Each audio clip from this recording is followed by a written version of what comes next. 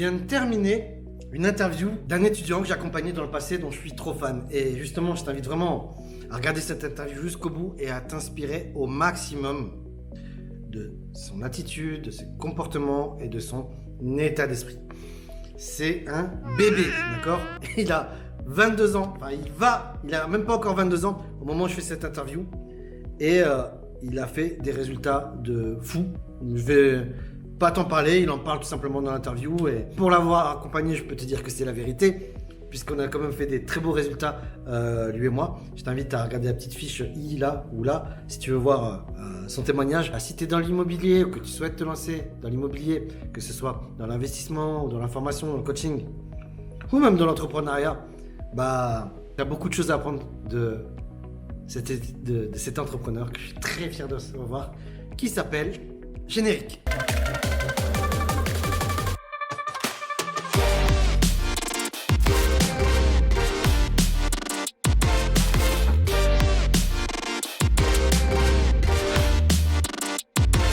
Salut à tous, je suis très heureux de vous retrouver aujourd'hui avec un invité exceptionnel. C'est quelqu'un que j'ai eu l'occasion d'accompagner dans le passé et que j'ai pris énormément de plaisir à accompagner. Genre, c'est l'étudiant, le mec idéal. À chaque fois que je lui donnais quelque chose à faire, le mec il venait me spammer 4 heures plus tard. Ça y est, c'est fait. Tu fais quoi après? Et résultat, je crois qu'il y a eu de très très bons résultats. Qui au-delà du financier, aujourd'hui je suis très heureux de l'accueillir parce qu'il vient de sortir un livre où il va parler beaucoup de mindset, d'immobilier. Et je vous invite vraiment tous à regarder cette interview jusqu'au bout parce que c'est quelqu'un de vraiment inspirant. Et je vous recommande de suivre le modèle de mon invité aujourd'hui sur tous ces aspects, sur la vie, sur le mindset, sur les comportements, sur l'attitude. Bienvenue à toi, Baptiste Joly. Merci à toi pour l'invitation. C'est un vrai plaisir de faire cette interview avec toi. Tu m'avais beaucoup inspiré il y a quelques années. Tu m'inspires toujours et c'est pour ça que j'avais décidé de travailler avec toi sur le développement de notre activité. Puis ça s'était très bien passé. Donc, je suis content d'être ici aujourd'hui pour pouvoir échanger avec toi. Merci Baptiste, ça me fait vraiment plaisir. Franchement, je suis trop content que tu sois là. Beau parcours. Et donc, aujourd'hui, on va parler de ton livre. Et avant de nous le présenter, je te propose d'expliquer à mon audience en fait qui tu es, ce que tu fais aujourd'hui et où est-ce que ça a commencé. Ouais, ok, parfait. Alors, que dire? Beaucoup de choses, beaucoup de parcours, enfin de chemins parcourus. Ça fait maintenant 7 ans que je m'intéresse à l'entrepreneuriat, à l'indépendance financière, à la liberté, au fait justement de m'auto-former, comme j'ai pu le faire là sur les dernières années. Quand j'avais 15 ans, j'étais joueur semi-professionnel dans les jeux vidéo. Donc, je gagnais déjà 2 000 € par mois. À 14-15 ans, j'avais des sponsors, des partenaires, un coach mental, un manager. J'ai voyagé grâce à cette activité. Je faisais des live Twitch, je ne sais pas si tu connais, mais voilà, j'avais 400-500 personnes par soir. Et puis, je dépensais rien. Donc, je mettais de l'argent de côté. Mon compte montait, je vivais encore chez mes parents à 15 ans. Enfin, c'est normal. Puis j'avais, je sais pas, 100-150 € qui sortaient chaque mois. Donc, mon compte montait, je commençais à entreprendre. J'avais des gens beaucoup plus matures, beaucoup plus âgés autour de moi qui avaient une expérience dans l'entrepreneuriat. Et bon, là, c'était dans les jeux vidéo. Et je me suis nourri justement de cette expérience. Et puis, je me suis rendu compte au bout de quelques mois, quelques années, enfin 2 ans, j'ai dû commencer à 12 ans, j'ai dû finir à 15 ans et demi, 16 ans, que les carrières s'arrêtaient très vite. Et je me suis intéressé du coup à ce que je pouvais faire. J'ai fait une rencontre qui m'a permis de me rendre compte justement qu'il y avait plein de formations en ligne, qu'on pouvait se former, apprendre depuis chez soi. Je m'intéressais au trading. J'ai acheté une formation à l'époque d'une personne qui parlait de swing trading sur actions US. Et le but, c'était de faire 10% par mois. J'achète la formation, je mets mon petit capital, je fais 6-7% par mois. J'étais déjà très content des perfs. Je me suis dit, c'est génial, mais si je continue comme ça, je serai millionnaire dans 50 ans avec les intérêts cumulés. Donc, il faut que je change de système et il faut que je trouve un moyen de faire beaucoup plus de cash pour continuer le swing trading sur actions US, en l'occurrence, donc ce que je faisais, et viser 10% ensuite mensuel. Donc, j'achète d'autres formations. Franchement, moi, j'ai tout fait. Honnêtement, je suis l'exemple de celui qui s'est mangé le shiny object dans la gueule, mais puissance 1000, en essayant tout. J'ai fait du consulting, j'ai fait de l'e-commerce, j'ai fait du dropshipping, donc j'ai fait du trading, j'ai fait 1 million de trucs. Et puis, quand j'ai eu mes 17 ans, j'ai acheté une formation sur l'IMO, parce que mes parents avaient un CDI. Ils voulaient potentiellement quitter leur travail, en tout cas avoir plus de liberté. Ils commençaient déjà à se pencher sur le sujet de la retraite. Je me rappelle du jour où ma mère a regardé combien elle allait toucher à la retraite.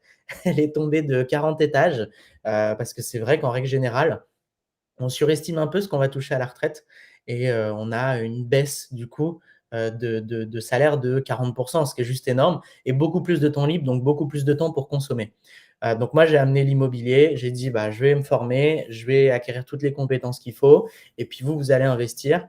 Le deal, c'est que vous investissez, je vous aide. Par contre, le jour où je suis en âge, en quelque sorte, d'investir, donc majeur, 1 an après, c'est vous qui m'aiderez, c'est le deal. Donc c'est ce qu'on a fait. C'est Et ouais, dis-moi. c'est extrêmement mature comme proposition. Tu as 17 ans à ce moment-là. Ouais, c'est ça. Même 16 et 8 mois, 10 mois, parce que les premières visites, je les ai faites le jour de mon anniversaire, en 2017. D'accord. Et donc, du coup, tu avais cette intention d'aider tes parents, C'est ça. plus c'était un hack aussi. Ah C'était une bah, solution, un non, mais problème. c'est clair. J'avais pas de capacité d'emprunt. Donc, ce que j'ai fait, c'est que bah, je les ai aidés, j'ai donné et en retour, ils m'ont donné. Derrière, en me permettant, moi, d'investir quand j'avais pas de capacité d'emprunt. Donc, on a commencé à investir. Moi, j'ai fait l'acquisition de beaucoup de compétences, en fait, sur le terrain. Et donc, ils ont acheté, franchement, sur la première année, ils ont dû acheter 3 appartes, moyenne de 450 par appart, de cash flow. Donc, là, à Alors, l'époque, on n'était aucun tu peux apport. expliquer à ceux qui connaissent rien à l'immobilier, qu'est-ce que tu entends par. Ça veut dire quoi, moyenne de 450 de cash flow par appart? Ouais, alors, aujourd'hui, on est obligé de mettre les frais de notaire en apport. En tout cas, c'est compliqué de ne pas les mettre avec la crise du Covid. Mais avant, on ne mettait pas 1 euro de sa poche. La banque finançait tout. Le mobilier, les travaux, les frais de notaire, donc le coût d'acquisition du bien, enfin vraiment tout, quoi. Et en gros, ils n'ont pas mis 1 euro d'apport sur ces opérations. On faisait des colocations qu'on louait 380 euros la chambre, et c'était 3 chambres. Donc, un appartement générait 1 140, et c'est des appartements qu'on arrivait à avoir, tout compris, 80-85 000 euros, tout compris. Et derrière, ça génère 1 140. Donc, on est sur des rentabilités supérieures à 10%. Et après, en fait, ces 1 140, tu enlèves le crédit, tu enlèves les charges, donc charges de copro, taxes foncières, les énergies et les impôts, et il te reste 450 euros. Donc, tu t'enrichis de 3 manières, en fait. Tu t'enrichis de la première manière qui est l'excédent de trésorerie qu'on appelle cash flow positif, donc les 450 euros qui te restent dans ta poche après avoir tout payé, en sachant que c'est ton locataire qui te donne cet argent, tu payes tout et il t'en reste. Donc, c'est l'argent du locataire. Deuxième des choses, l'amortissement de capital. Parce que du coup, tu payes donc des charges, mais tu payes aussi un crédit. Sur ce crédit, tu payes des intérêts, mais tu payes aussi un amortissement de capital qui est un enrichissement net, puisque c'est la valorisation de ton patrimoine net qui augmente. Et la troisième façon de s'enrichir, c'est la plus-value.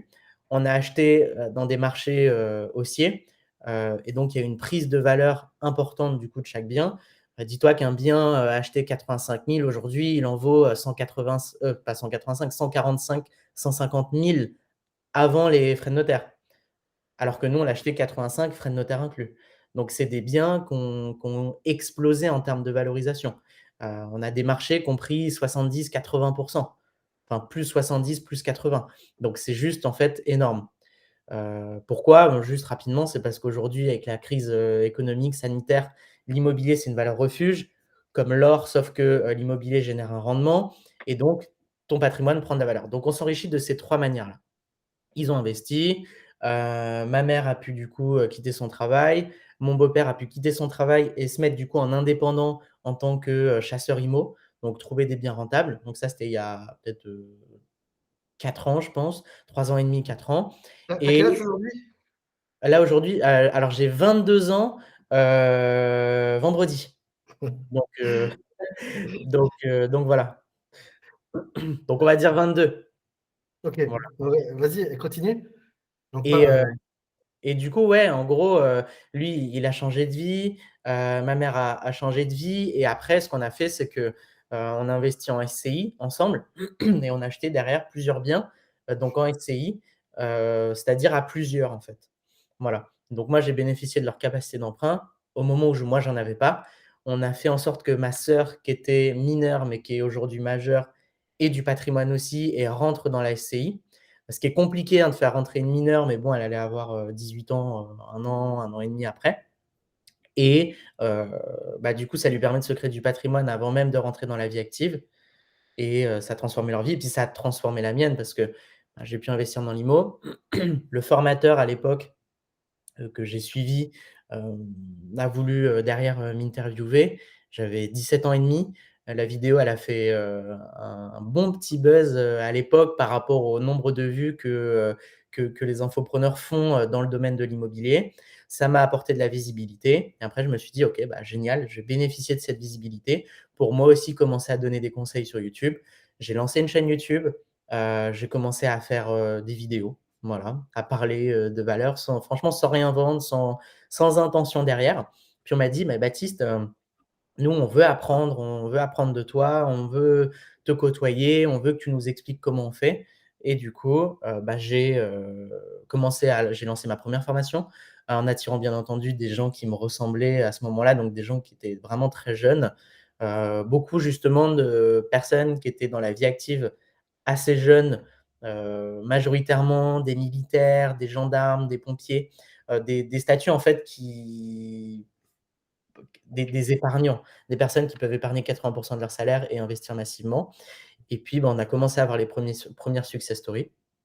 Donc voilà, là, on est en 2018 et j'arrive fin 2019 et j'ai un constat assez intéressant qui est, le taux de réussite, en fait, des formations.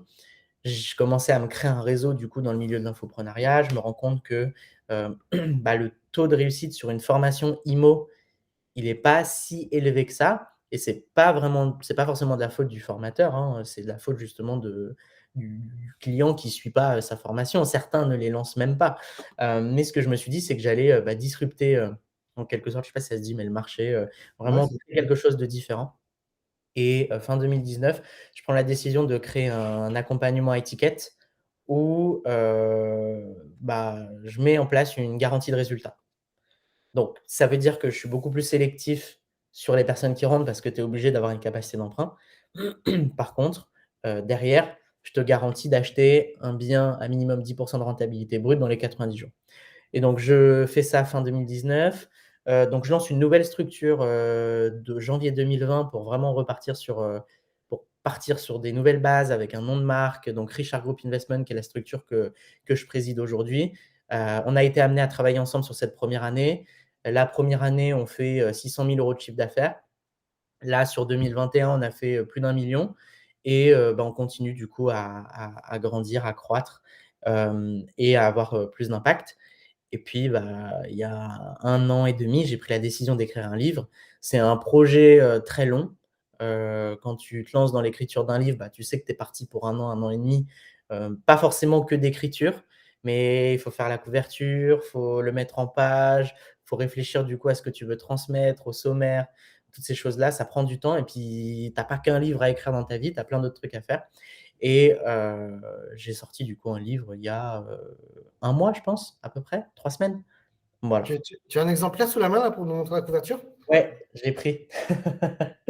Voilà. Photo prise du coup à une immersion client à Rome d'ailleurs, au Vatican. Et puis, voilà, on parle d'investissement immobilier, mais pas que. Le titre du livre, c'est «Comment l'investissement à haute rentabilité peut devenir un puissant levier de développement personnel et financier». Et ce que je veux transmettre au travers de ce livre, c'est que l'immobilier, c'est pas juste un enrichissement financier, mais c'est un enrichissement aussi personnel sur le plan justement du développement personnel. Pour moi, ça a été et c'est une super aventure, humaine. Ça nourrit ma valeur évolution qui est, une de mes valeurs hautes les plus présentes. Et puis j'ai pu rencontrer plein de personnes, c'est une super aventure. On apprend à se connaître, on grandit, on évolue. Et donc, c'est juste génial. Et sur le plan financier, c'est bien entendu rémunérateur. Donc, j'ai pas voulu faire un livre, tu vois, ultra basé technique, genre l'encyclopédie de l'IMO, un peu chiant à lire parce que c'est que de la technique et c'est pas très stimulant. J'ai vraiment voulu parler de l'avant, parce que c'est 80% de mindset, 20% de stratégie, hein. Si t'as pas les 80% de mindset, tu mets jamais en place les 20% de stratégie. Et le but, c'est de faire en sorte d'aller traiter souvent la merde que tu as, tu vois, dans le cerveau, qui est les fausses croyances, les peurs, ta relation à l'argent, ta relation à l'évolution, à la réussite. Voilà, toutes ces choses-là qui font qu'aujourd'hui, certains ne passent pas à l'action ou passent à l'action mais se défilent au dernier moment alors qu'ils ont une super bonne affaire, ou ne sont pas proactifs parce qu'il y a toujours une excuse. Et donc là, on parle de ta relation à l'argent, on parle de ton passage à l'action, on parle des bases qu'on pose ensemble. Et après, on amène un début de technique sur l'IMO pour que tu comprennes les bases, on va dire, de l'immobilier. Mais ce n'est pas un encyclopédie sur l'IMO. Il y a déjà plein de livres qui le font très bien. Je ne voulais pas que ce soit un énième livre de stratégie. Donc en fait, ce n'est pas un livre sur l'immobilier, mais un livre qui parle d'immobilier. Ouais, exactement. Et puis, c'est un livre qui parle en fait d'immobilier, mais c'est un livre qui pourrait très bien se prêter à des personnes qui veulent entreprendre dans le business en ligne ou qui veulent lancer un e-commerce. Les bases, c'est les mêmes. C'est les bases Moi, qui permettent de moi, passer. moi- moi, ce que je vois, c'est que tu vois, souvent le gros hacking, on croit que c'est juste du marketing digital. Alors Ouais. qu'en fait, tu vois, le gros hacking, si traduit en français, c'est pirater la croissance, c'est hacker la croissance. Mais la croissance, euh, il y a la croissance extérieure, tu vois, et la croissance intérieure et l'extérieur ne vient pas tant que tu ne crois pas à l'intérieur. Et tu vois, je trouve que à tes 17 ans déjà, tu vois, utiliser les parents pour les mettre en sécurité, mais aussi pour te accéder à tout ce dont tu avais besoin. Parce que la plupart auraient pu dire je suis né dans leur froc et te disant ah, mais moi je suis mineur, il faut que j'attende, mais je peux pas, gna, gna, gna, là. Et toi, boum, tu es parti trouver des solutions. Papa, maman, faites ceci, faites cela, faites cela, faites cela. Je m'occupe de tout. Et au final, c'était déjà un beau hack. Et je crois que justement, dans son livre, on en a parlé un petit peu, j'ai l'impression que c'est le livre d'un hacker, en fait, et qui va trouver des solutions, montrer aux gens leur bullshit, leurs excuses pour les aider à se dépasser et éventuellement investir dans l'IMO. C'est clair. En fait, je suis totalement déjà aligné et d'accord avec ce que tu dis, c'est super intéressant. C'est vraiment ce que j'ai voulu transmettre et je pense qu'aujourd'hui, investir dans l'immobilier, grandir, se développer personnellement et sur le plan financier, c'est avant tout une philosophie. C'est une façon de penser en fait. C'est le fait de toujours te remettre en question, le fait de toujours être dans cette démarche d'évolution et c'est pas de problème que des solutions ou un problème dissolution. Donc, c'est le fait d'aller chercher justement des solutions aux problématiques qui sont à toi parce qu'il y en a toujours. Je te donne un exemple. Ouais, moi, j'ai pas la capacité d'emprunt, c'est pas possible pour moi d'investir dans l'immobilier. Mais on a plein de clients qui n'avaient pas la capacité d'emprunt de base. Ils ont décidé d'accéder à un premier niveau de connaissance, de compétences avec une formation en ligne ou, là, c'est plus récent, mais un livre, par exemple. Et puis, derrière, ils ont été chercher leur oncle, leur cousin, leur meilleur ami qui, eux, ont un CDI. Ils ont été s'associer à eux et ils ont été trouver des solutions pour pouvoir accéder, du coup, à un crédit. Ça, c'est un exemple. Mais il y a plein d'autres possibilités. Et au-delà de l'immobilier, on a tout le temps des problématiques. Le but, c'est de trouver des solutions. Et c'est un mindset, en fait.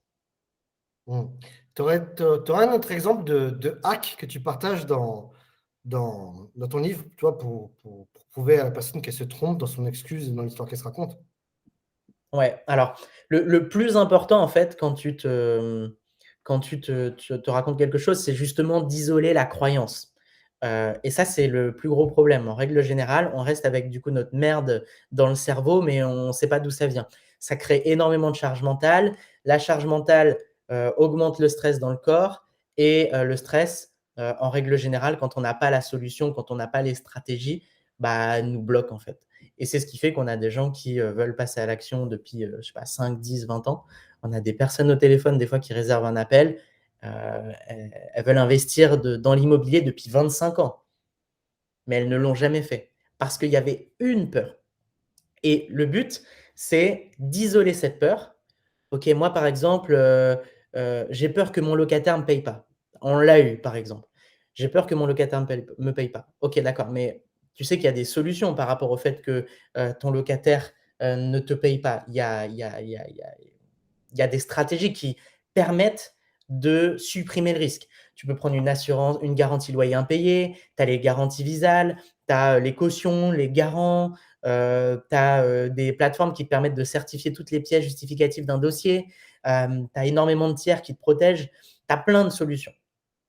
Et bah, cette personne-là, pour l'exemple, avait un oncle, qui avait loué un appartement de famille il y a de cela 15 ans, qui s'est retrouvé sur quelqu'un qui ne payait pas, mais il a vérifié aucune pièce justificative, rien. C'était des amis d'amis à qui il a loué le bien et en fait, tu isoles, du coup la croyance qui est tout le monde ne enfin personne ne paye. Derrière, tu vas creuser, tu te rends compte qu'en fait, bah, il y a un manquement sur le plan stratégique. Sauf que cette personne, elle était bloquée sur cette croyance. Donc à partir du moment où tu l'isoles, à partir du moment où tu, bah, la factualises, je ne sais pas si ça se dit, mais si tu la rationalises avec des éléments, concrets et que tu vas travailler sur ta peur, bah, tu peux ensuite trouver des solutions et tu peux aller équilibrer cette peur, ce niveau de stress et avancer. Sauf que des fois, tu restes 25 ans avec parce que tu es pas forcément dans cette démarche de développement personnel, alors que, bah, toi, moi ou d'autres personnes qui nous écoutent qui sont dans ces démarches-là, bah, vont trouver une solution dans les 2 minutes, vont passer quelques coups de téléphone, vont se renseigner, vont se former et vont trouver des solutions. Donc c'est vraiment un mindset. Mais c'est par rapport, par exemple, au loyer impayé, c'est par rapport au financement, par rapport au fait de trouver un bien, du coup rentable. Souvent les gens vont dire: «Ouais, mais moi j'ai regardé, les annonces, il y a rien qui est rentable, les biens, c'est trop monté, c'est trop cher» et puis, bah, tu te rends compte que le mec il cherchait dans le 16e, tu vois? À Paris. Là tu te dis: «Bah ouais, effectivement, ça va être compliqué de trouver un bien, avec une, valeur locative corrélée intéressante». En fait, la personne cherchait juste sur le mauvais marché, mais avait des croyances, tu vois? Et ça les C'est bloque. extrêmement puissant ce que tu dis. Je suis sûr que les personnes qui regardent cette vidéo, rien que là, tu viens de se dire, ah ouais, tu vois.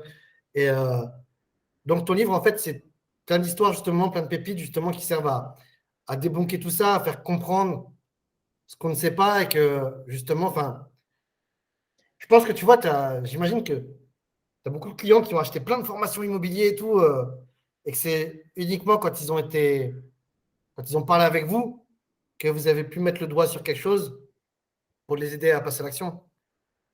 Ouais, ouais, ouais, c'est très intéressant. Alors, tu en as qui font de la boulimie d'informations parce qu'il y a justement une peur qui est le fait de ne pas être assez, le fait de ne pas être assez formé, le fait de ne pas avoir prévu, toutes les problématiques qui vont arriver et d'ailleurs, j'ai une bonne nouvelle ou une mauvaise nouvelle, ça dépend des perceptions, mais le truc qui t'arrivera en règle générale, c'est le seul que tu as pas appris et ça t'obligera justement à aller chercher des solutions, en direct. Mais voilà, il y en a plein qui vont, tu vois, faire en sorte d'avoir, toutes les connaissances avant, toutes les compétences, être préparé à toutes les pires problématiques qui n'arrivent jamais d'ailleurs, pour faire face à un problème et ça, c'est parce que tu as un niveau de stress qui est juste trop important. Ce livre, hem, c'est, mon retour d'expérience des 5 dernières années, même des 6 dernières années, sur mon aventure entrepreneuriale et de développement personnel.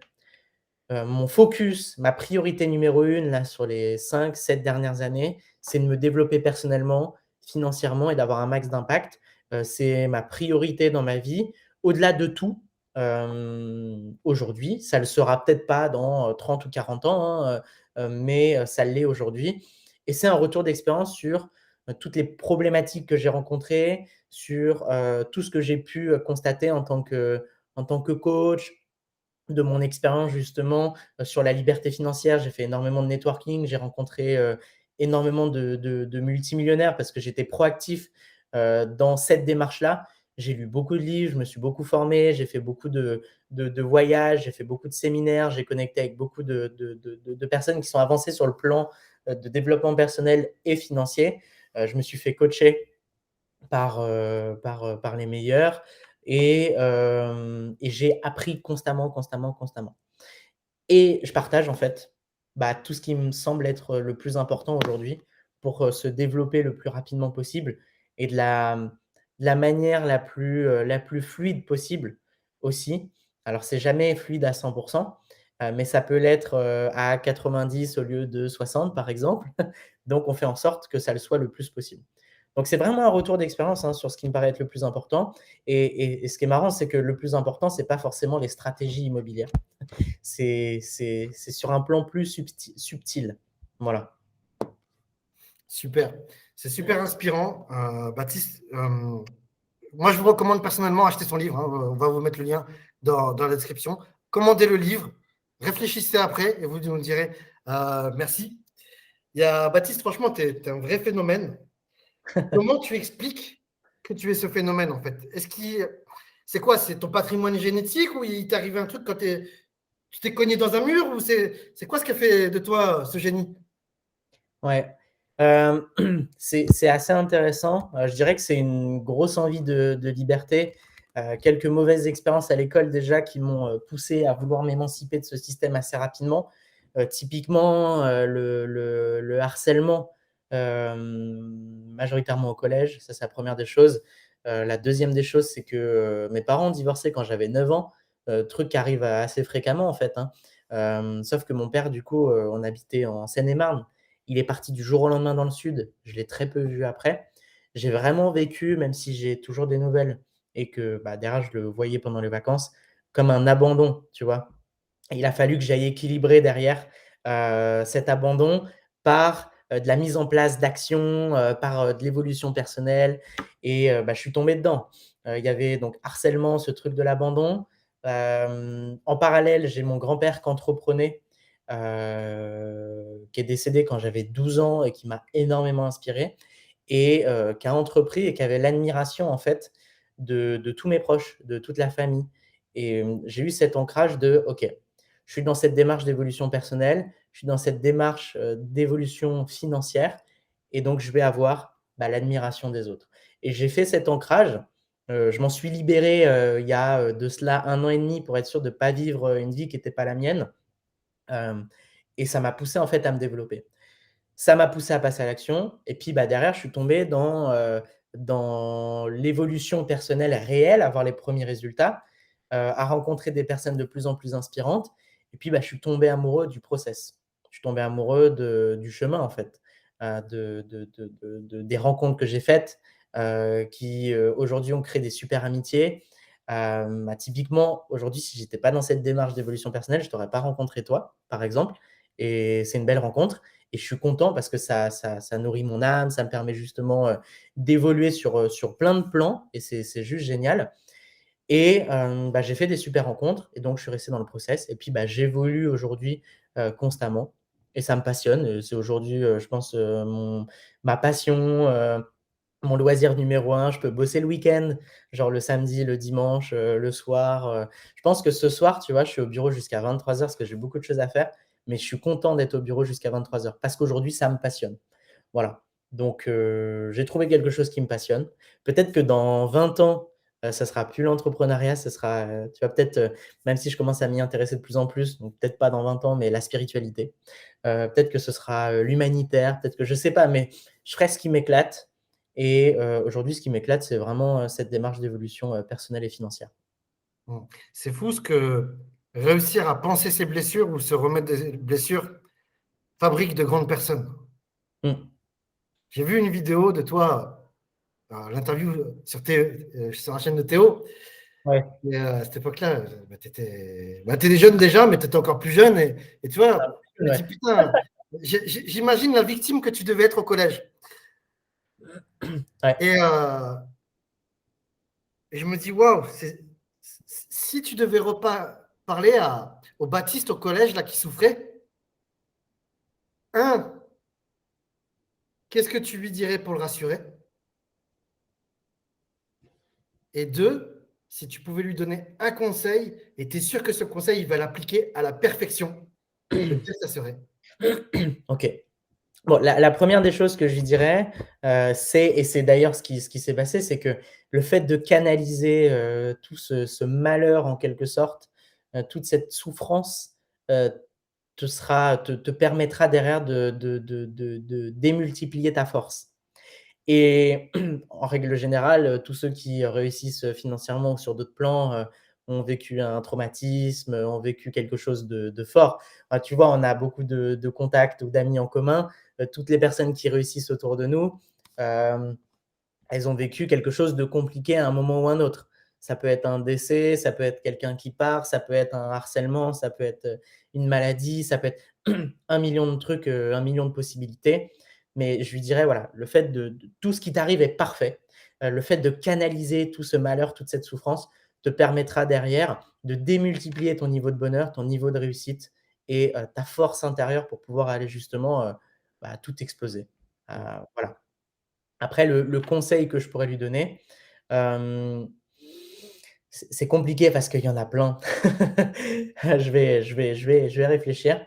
Je dirais que le conseil le plus important, c'est d'être proactif, en fait, sur cette démarche d'évolution, et qu'en fait, mon premier actif, c'est pas, mon compte en banque, c'est pas, mes actifs matériels, c'est pas tout ça, c'est même pas mon patrimoine immobilier, en fait, c'est mes connaissances et que mon premier actif, c'est moi-même. Et donc je dois investir en moi-même, donc c'est de la formation, mais ça peut être, des rencontres.